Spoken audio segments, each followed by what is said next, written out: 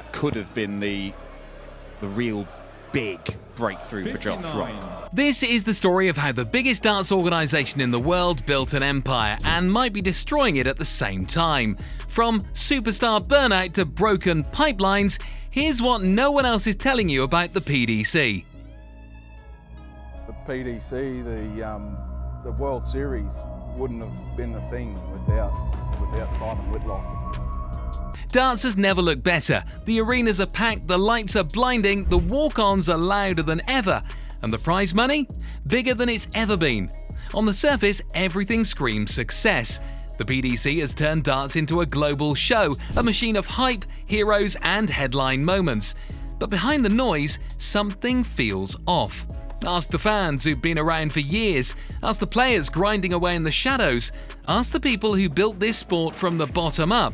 Because more and more voices are asking the same uncomfortable question: what's really going on behind the scenes? The PDC, the powerhouse running the modern game, might be doing more harm than anyone wants to admit. Sure, they've grown the sport, but at what cost? In this video, we're pulling back the curtain on how the PDC could be slowly, silently ruining darts.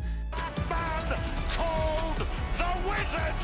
Now we know why! From broken systems to burnt-out stars, and why almost nobody is stepping in to stop it. On the surface, darts looks like it's booming. The lights, the crowds, the massive checks handed to the champions. It's easy to believe everyone's getting rich. But the truth? For most players, it's a financial nightmare. Unless you're in the top 32, you're probably losing money. Travel costs, hotel bookings, entry fees, and equipment add up fast. The PDC Pro Darts players have to do a lot of traveling over the course of the season, visiting various cities in several countries. The best players play in events in the Euro Tour, World Series, and Premier League. And most events don't pay enough to cover them. Some players are sleeping in cars, skipping meals, or relying on second jobs just to keep chasing the dream. Meanwhile, the PDC is reporting record profits. They're selling out arenas and inking global TV deals, but almost none of that money is going toward developing the next generation. There's no base salary, no minimum guarantee, just pressure. It's a system where talent alone isn't enough. You need money, luck, and a thick skin to survive. And that's why so many potential stars burn out before they ever make it to the big stage. Let's be honest, the walk-on music, the pyro, the roaring crowd with a pint in hand, it's part of what makes darts exciting. It's 180, Ross Smith provides it. 140. There's a bit of body movement there from Jan, arms all over the shop. He was Richie Burnett-esque. It's entertainment, it's theatre, but somewhere along the way, the line between show and sport started to blur. And now, it's tipping too far in the wrong direction. Matches are beginning to feel more like music festivals than high-stakes competitions. Giant flames shoot out, DJs pump the crowd, players dance down the aisles, and when the first dart is thrown, the actual game feels like an afterthought. For newer fans, it's thrilling, but for long-time followers, it's starting to feel hollow. The tension, the grit, the psychological battles, they're being drowned out by lights and noise.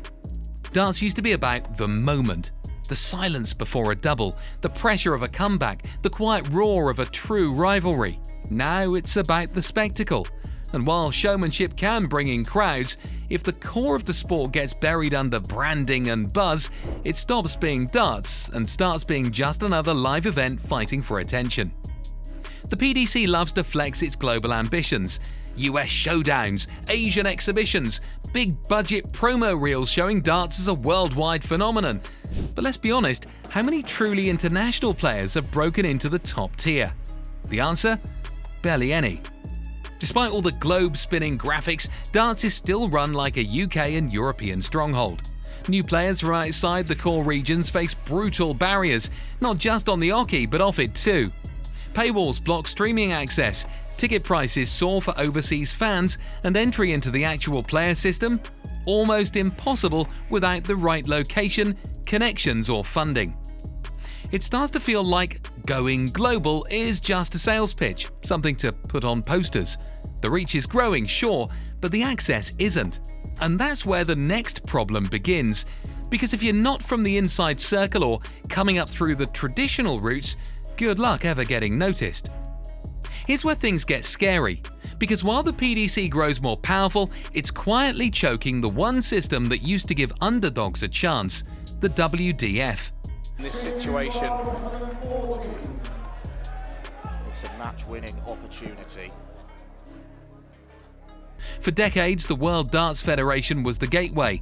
It discovered hidden gems, gave unknown players a platform, and fueled grassroots darts in regions the PDC still barely touches. But today, the WDF is shrinking, sidelined and struggling to survive. And that's not just sad, it's dangerous. Because without the WDF, there's no real ladder for talent, no development system, no pipeline. Right now, darts is banking everything on the next Luke Littler just showing up. But here's the truth, the next Luke Littler might already be out there, in a garage in Brazil or a pub in Poland, and he'll never make it if the system doesn't exist to find him. The WDF wasn't perfect, but it was accessible. It gave players a chance to compete without going broke.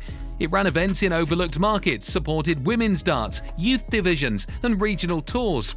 Right, can we talk about you?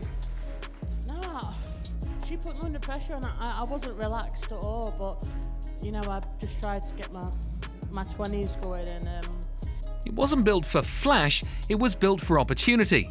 And in a sport where opportunity is everything, killing off that structure means you're only left with the elite and no one climbing the ladder to join them. The collapse of the WDF doesn't just hurt aspiring players, it hurts the culture. It removes the emotional stakes of watching someone go from unknown to unbeatable. It takes away the community tournaments, the country rivalries, and the gritty build-up that made darts feel like a journey. The PDC gives us the finish line, but the WDF gave us the road to get there. And here's the twist, the PDC actually needs the WDF, even if it doesn't act like it. Without a healthy grassroots system feeding fresh talent and building local fan bases, the big stage eventually runs out of stories. You can't just market the same few stars forever, and if the WDF goes under completely, the silence won't hit right away. But when it does, it'll be deafening. This isn't about old school nostalgia, it's about the future. And if the PDC keeps gatekeeping the top level while grassroots systems collapse, darts could lose a generation of talent before they ever get to throw their first televised dart. Here's the part that really stings, because while the PDC stacks record profits and pushes for glitz and global deals, the fans, the real heartbeat of darts, are getting pushed further and further out. Ticket prices have skyrocketed. A decent seat at a big event can now cost what used to get you in for a full season. Add travel, food, overpriced merch and those ever-growing streaming fees, and suddenly supporting darts feels like a luxury. But this sport wasn't built on luxury, it was built on loyalty. Imagine saving up for months just to take your kid to their first darts night, only to find out you can't afford a ticket, let alone parking, food and a programme. Oh yes! Sensational dart! For a 9-dart leg and a 1-4-7 break. And he gets it! Michael van Gerwen in sensational style. These aren't just price hikes, they're barriers, and they're pushing out the exact people who made darts what it is. If the stands keep thinning out, the soul of the sport goes with them.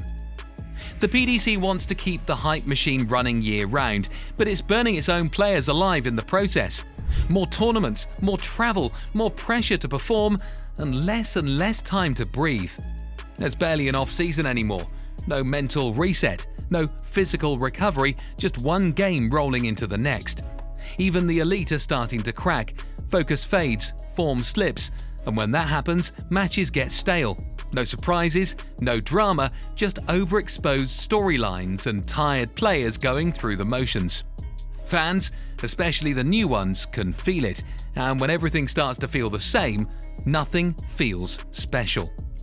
What used to be a moment, a 9-darter, a massive upset, a rivalry clash, now feels like just another match in another week. The support of PDC and Smart Energy as well is great. So first in Wales, I think this is this programme, and more the merrier. And as a darts fan, it's just brilliant to be here. And when the magic moments lose their spark, so does the sport. Because burnout isn't just killing player careers, it's quietly killing the excitement that made darts addicting to watch. And here's the worst part. There's no real plan to fix any of this. No player union, no clear development structure, no long-term roadmap for sustainability. Just more events, more marketing, and more surface-level hype. If darts was a company, it'd be cash-rich and culture-poor. And eventually, that breaks. Let's be real, the PDC did transform darts. They put it on global stages, built superstar careers, and made people care again. But now, they're losing the plot. They're chasing expansion, not stability. Flash, not foundation. And if they don't wake up soon, if they don't start protecting the players, rebuilding the grassroots, and bringing the fans back in, darts won't fall all at once. It'll unravel slowly. One lost player, one overpriced ticket, one burnt-out match at a time. This isn't hate, it's a warning. Because we love this sport, and we don't want to watch it collapse under its own success. If you care about darts, really care, then hit subscribe right now. This channel exists to say what others won't, and protect the game we love. Drop a comment. Has the PDC saved darts, or is it slowly killing it?